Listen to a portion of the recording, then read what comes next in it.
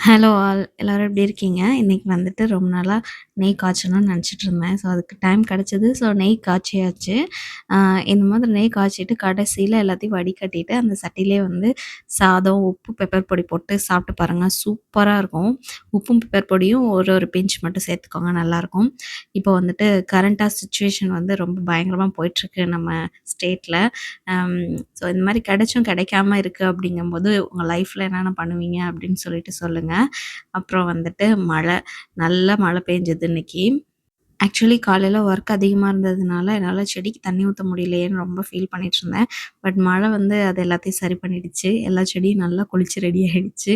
கொஞ்சம் துளிர்லாம் நல்லாவே விட ஆரம்பிச்சுச்சு.